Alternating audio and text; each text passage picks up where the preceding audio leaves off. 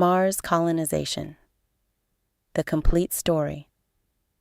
Why leave Earth at all? This is the planet that humans have dreamed about for thousands of years just by looking at it. And the craziest part is that in the next 10 to 20 years, any one of us could actually set foot on this planet. Mars.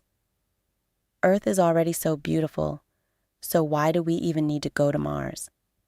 Here's a scary truth. Earth won't always be safe.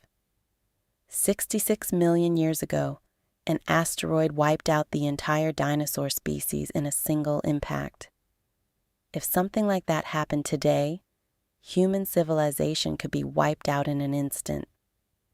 That's why scientists and visionaries say humans need to become a multi-planetary species, living on more than one planet. Otherwise, our future stays risky. Why Mars, specifically? Our solar system has 8 planets, and most are either too hot, too cold, or lack a solid surface. Jupiter and Saturn are gas giants. Venus, our closest neighbor, sits at 450 degrees Celsius, hot enough to melt lead with clouds of sulfuric acid. Going there means instant death. Mars, on the other hand, is surprisingly similar to Earth.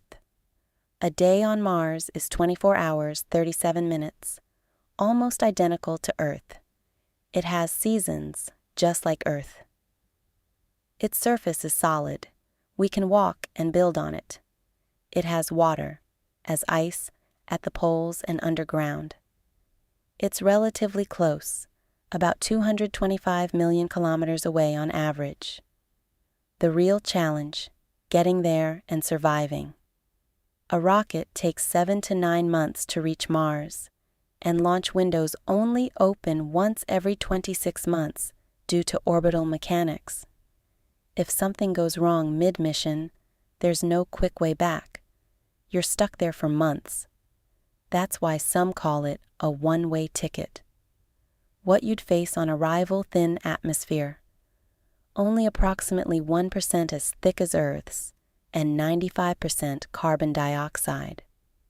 Without a suit, you'd pass out in 15 seconds and die within 2 minutes.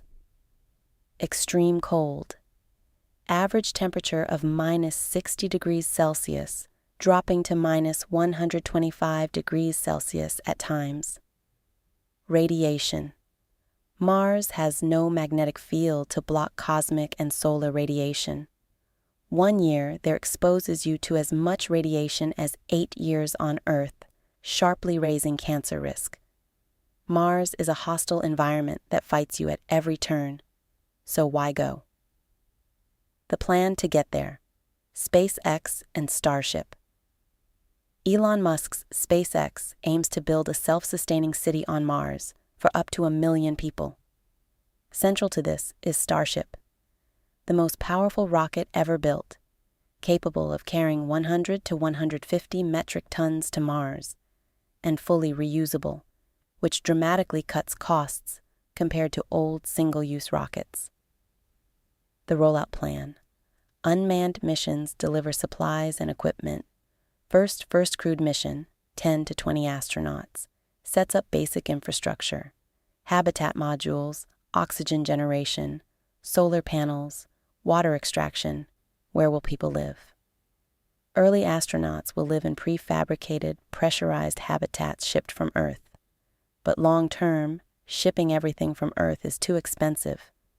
So the plan shifts to using Mars's own resources, in situ resource utilization, underground habitats, protect against radiation, soil absorbs it, and keep temperatures stable.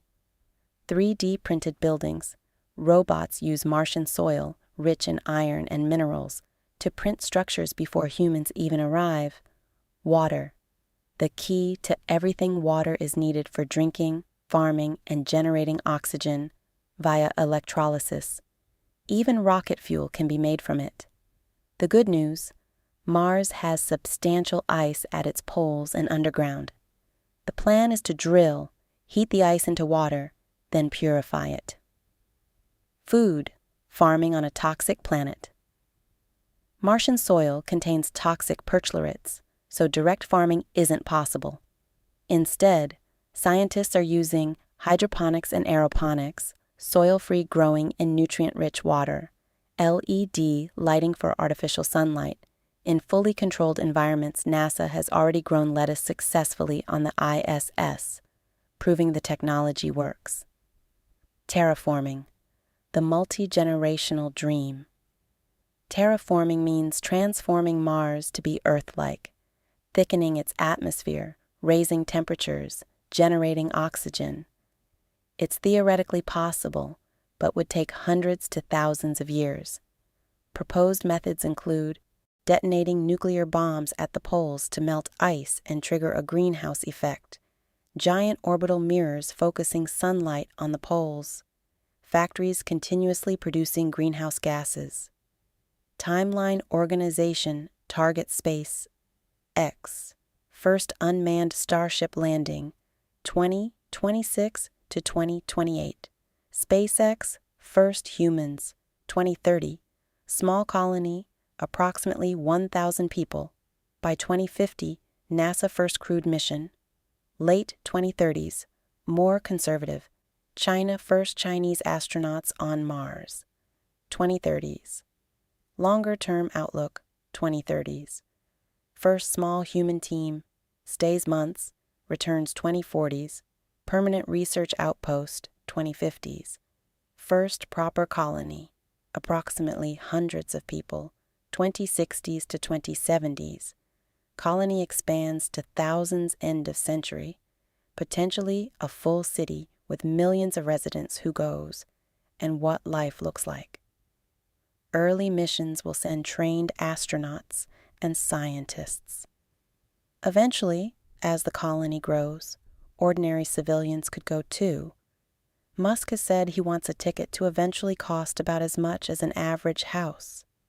A new world will need engineers, doctors, farmers, teachers, and artists and musicians, because society needs culture too. A day on Mars might look like waking in an underground habitat, no windows, camera feeds instead to avoid radiation, breakfast from Mars-grown vegetables, work in a spacesuit, evenings at a community center, and communication with Earth delayed by 3 to 22 minutes. No video calls, but messages work. The bigger questions. Human evolution. Children born on Mars, growing up in 38% of Earth's gravity, would develop physically differently, possibly the start of a new evolutionary branch. Governance. The Outer Space Treaty prevents any country from claiming sovereignty over Mars. Would a colony be independent or governed by an Earth nation? Still unresolved. Economics. Settling the first million people could cost hundreds of billions to $1 trillion, comparable to global annual military spending.